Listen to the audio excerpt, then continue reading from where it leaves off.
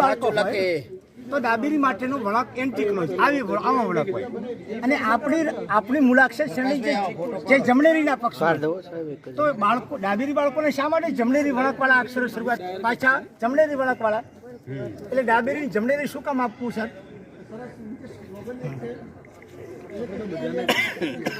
તો આવી રીતનું મારું ઇનોવેશન હતું. આપણા વર્ગમાં પણ કોઈ ડાબેરી બાળક હોય અને આવી ભૂલો કરતું હોય તો તમે ચોક્કસ આનું અમલીકરણ કરશો. આજુબાજુની શાળાઓ કોઈ ડાબેરી બાળક હોય અને એના વાલીએ પણ ફોન કરીને મને કહ્યું કે મારું બાળક મને આવી રીતે લખે છે, તો એનું કારણ એ કે ડાબેરી અને જગત નિર્માણ થયું છે જમણેરીના પક્ષમાં. તમને ખબર તો હશે ને કે માઇનોરિટી માટે તો વેઠવા સિવાય બીજો કોઈ આરો હોતો નથી, કારણ કે જગત હંમેશા બળિયાના પક્ષમાં રહ્યું અને બહુમતીના પક્ષમાં રહ્યું. એટલે આપણી મૂળાક્ષર શ્રેણી પણ તમે જુઓ તો કશી કેવી છે. પ્રથમ શ્રેણીના 4 એટલે શકો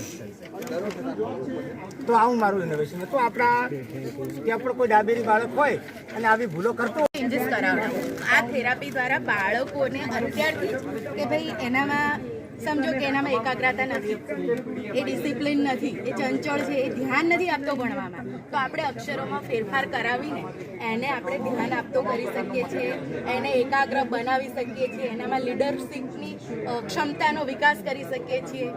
એ અચકાતો નથી. દરેક બાળકોમાં આ બધી ક્ષમતાઓ નથી હોતી, પણ આ બધા નાના નાના ફેરફાર કરી અને બાળકોને આપણે અત્યારથી ટ્રેન કરી શકીએ છીએ. અને આ વસ્તુ આપણા વિદ્યાર્થીઓમાં તો લાગુ પડે જ છે, પણ આપણા ઘરના છોકરાઓ બાળકોને પણ આપણે આ વસ્તુ શીખવી શકીએ છીએ.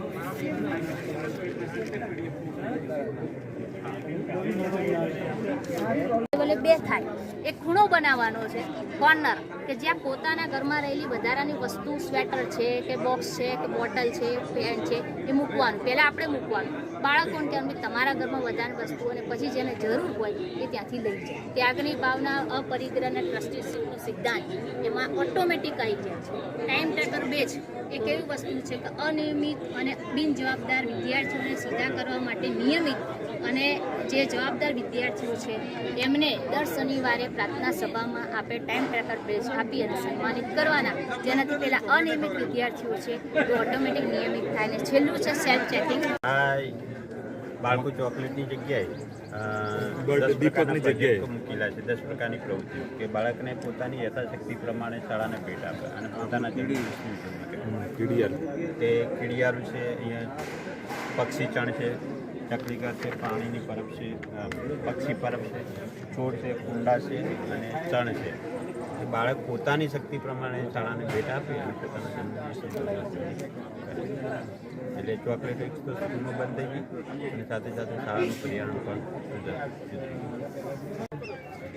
વર્તમાન સમયમાં આપણા આજુબાજુ તમે ઘણી બધી જોઈએ વાંચીએ છીએ કે દીકરીઓ ઉપર શારીરિક અને માનસિક અત્યાચારો બને છે, અને એ અત્યાચારોનો ભોગ બને છે દીકરીઓ. તો એના વિશે થોડું સંશોધન કરતાં અમને એવું લાગ્યું કે દીકરીઓમાં ગુડ ટચ બેડ ટચ છે કે આ બાબતનો નોલેજ જ નથી, અથવા તો છે તો એનો પ્રતિકાર કઈ રીતે કરવો, કોને કેવું આવું થાય છે એ બાબતનું નોલેજ છે જ નહીં. અને એના માટેનો એક સરસ મજાનો અભ્યાસક્રમ શાળા કક્ષાએ અમે નક્કી કર્યો, અને નક્કી કર્યા પછી લગભગ છેલ્લા 2 વર્ષથી દીકરીઓમાં ગુડ ટચની બેડ ટચની ભાવના વિકસે, અને એ સમયે કોને કહીએ, એનો પ્રતિકાર કઈ રીતે કરવો, એનો બચાવ કઈ રીતે કરવો, આપણું વર્તન કેવું હોવું જોઈએ, એના વિશેની એક સરસ મજાની સમજૂતી આપી અને પછી સેલ્ફ ડિફેન્સના એટલે કે સ્વરક્ષણના કૌશલ્યો અમે જાતે ઊભા કરી અને સરસ લગભગ 18 પ્રકારના સ્વરક્ષણના કૌશલ્યો અમે દીકરીઓને શીખવાડ્યા છે.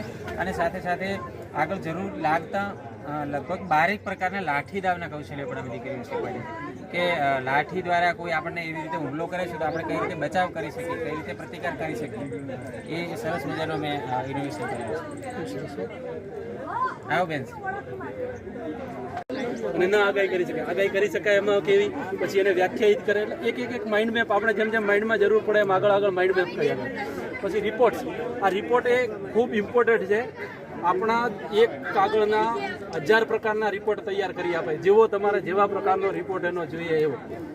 તમે ખાલી કોઈકના અહેવાલનો ફોટો મૂકીને એમ કહો કે મારી શાળાનો આ નામનો અહેવાલ આ રીતે તૈયાર કરીને આપતો કરી આપે. રિપોર્ટ્સનું કામ છે. પછી ફ્લેશ કાર્ડ આપણા જૂના જમાનાનો ચાલે છે, પણ આ ડિજિટલ